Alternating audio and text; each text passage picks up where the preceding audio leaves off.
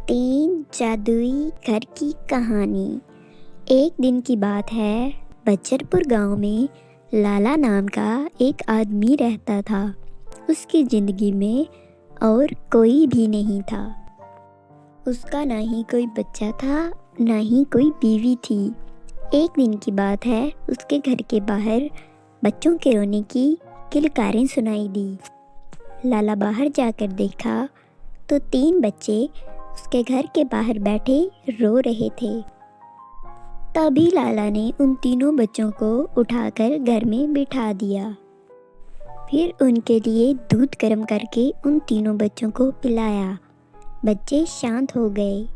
लाला हैरान हो गया कि मेरा तो इस दुनिया में कोई नहीं है, फिर इन बच्चों को मेरे दरवाजे पर आखिर कौन छोड़ गया है। ये सोचते हुए लाला कहता है, इन तीनों बच्चों की जिम्मेदारी अब मेरे सिर पर है।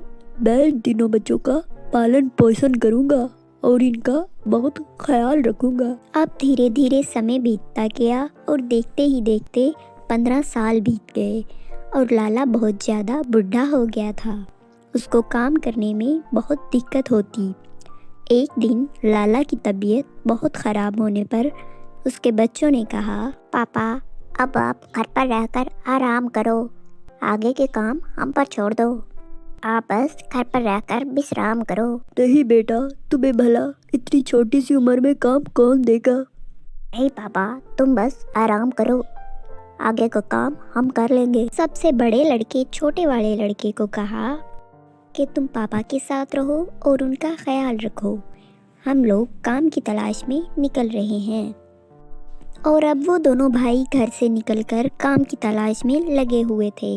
इधर उधर बहुत देखा, बहुत लोगों से भी पूछा, मगर उन्हें कोई काम नहीं मिला। देखते ही देखते शाम हो गई। घर आते समय रास्ते में उन्हें एक कुत्ता दिखाई देता है, जिसे बहुत गहरी चोट आई होती। दोनों भाई उस कुत्ते को उठाकर घर ले आते हैं। अब दोनों भाई उस कुत्ते को मरहम लगाकर उसको दूध देते हैं। अब कुछ ही दिनों में वो कुत्ता आराम से चलने और दौड़ने लगता है। वो कुत्ता उन तीनों लड़कों के साथ खेलता भी है। तभी एक दिन कुत्ता घर छोड़कर भागने लगा तो छोटे लड़के ने कहा, जाने दो, अगर उसे जाना है तो किसी को रोको मत। अगर उसको हमसे प्रेम हुआ तो वो खुद वापस आएगा। कुछ दिनों बाद वो कुत्ता उनके पास वापस आ जाता है और उन्हें खींचकर अपने पीछे पीछे लेकर जाता है। वो उस कुत्ते के पीछे चलते चलते एक घने जंगल में आ जाते हैं। तीनों लड़के सोचते हैं, कहीं ये कुत्ता हमें मार तो नहीं डालेगा, ये हमें इस घने जंगल में क्यों लेकर आया है। तभी बड़ा लड़का बोला, ये कहीं कुत्ता कोई दानव तो नहीं जो हमें मार तो नहीं डालेगा। फिर वो तीनों लड़के घर की ओर जान बचाकर भागते हैं। तभी अचानक से वो कुत्ता उनके सामने प्रकट हो जाता है और वो देखते ही देखते हैरान हो जाते हैं। तभी वो कुत्ता एक इंसान की शक्ल में बदल जाता है और कहता है, घबराओ मत, मैं तुम तीनों के अच्छे के लिए ही तुमको यहाँ पर लेकर आया हूँ। मगर तुम कौन हो, कहीं हमें मार तो नहीं डालोगे। तुम हमें यहाँ पर क्यों लेकर आए हो और यहाँ पर कैसे आ गए। तुम हमें क्यों लाए हो इधर, तुम हमें यहाँ से जाने दो। घबराओ मत, मैं तुम्हें यहाँ पर तुम्हारे भले के लिए लाया हूँ। तुम तीनों मेरे साथ मेरे घर चलो, बादलों के पास मेरा घर है। मैं तुम लोगों का भला चाहता हूँ। मैं तुम्हें बादलों के पार अपने घर में लेकर जाना चाहता हूँ। मैं तुम्हें वहाँ कुछ दिखाना चाहता हूँ। मेरी बात मानो और मेरे साथ चलो। मैं तुम्हारे अच्छे के लिए ही यहाँ पर लेकर आया हूँ तुम्हें। चलो, अब मेरे साथ चलो, मैं तुम्हें कुछ दिखाना चाहता हूँ। उसके बाद वो जादुई आदमी तीनों लड़कों को अपने साथ अपने जादुई घर में बादलों के पार लेकर जाता है। वो तीनों लड़के जादुई घर देखकर बहुत ही खुश हो जाते हैं। वो देखते हैं कि वहाँ एक बूढ़ा सा आदमी बैठकर लेटा हुआ है। वो तीनों लड़के उस बूढ़े आदमी को वहाँ पर देखकर परेशान हो जाते हैं कि ये यहाँ पर ऐसे क्यों लेटे हैं। फिर वो बूढ़ा व्यक्ति उस जादुई आदमी से बोलता है कि तुम तीनों मेरे लड़के को यहाँ पर लेकर आए, तुम्हारा बहुत बहुत शुक्रिया। ये तीनों मेरे ही लड़के हैं। हाँ बड़े राता, ये आपके ही लड़के हैं। बस आप ठीक हो जाओ, फिर हम सब जादुई घर में आराम से रहेंगे। तुम्हारा बहुत बहुत शुक्रिया, तुमने मेरी अंतिम इच्छा को पूरी करी। बेटे को सुकून मिला और मैं अब अपने तीनों लड़कों को देखकर सुकून से मर सकता हूँ। पर हम सब अब साथ नहीं रह सकते, मेरा अंतिम समय निकट आ गया है। इतना बोलते ही उन तीनों लड़कों के असली पिता मर गए।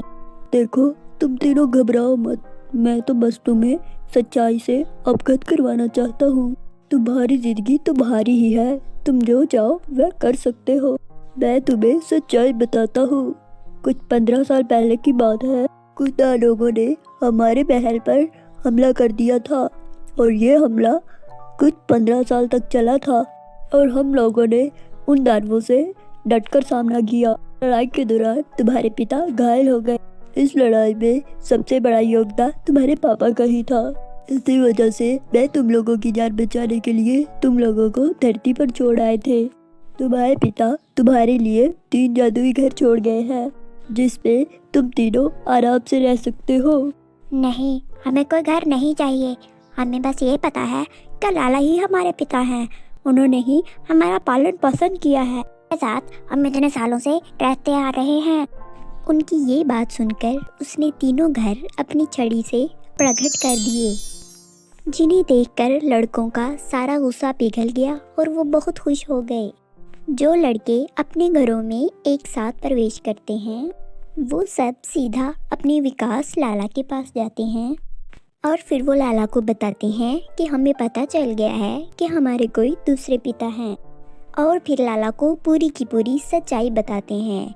ये सुनकर लाला फूट फूट कर रोने लगता है और अपने बच्चों से कहता है, बेटा मैंने ये बात तुम्हें उसी समय इसीलिए नहीं बताई। बेटा, मेरा इस दुनिया में कोई नहीं था।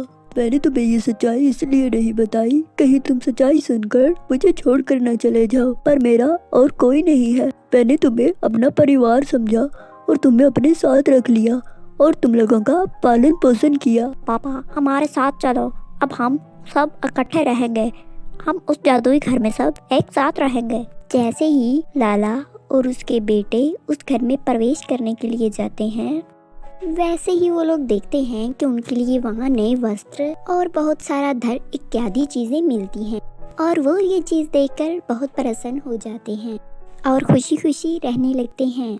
तो मेरे प्यारे दोस्तों, आपको कैसी लगी मेरी ये कहानी मुझे कमेंट करके ज़रूर बताएं और अपने दोस्तों के साथ भी शेयर करें।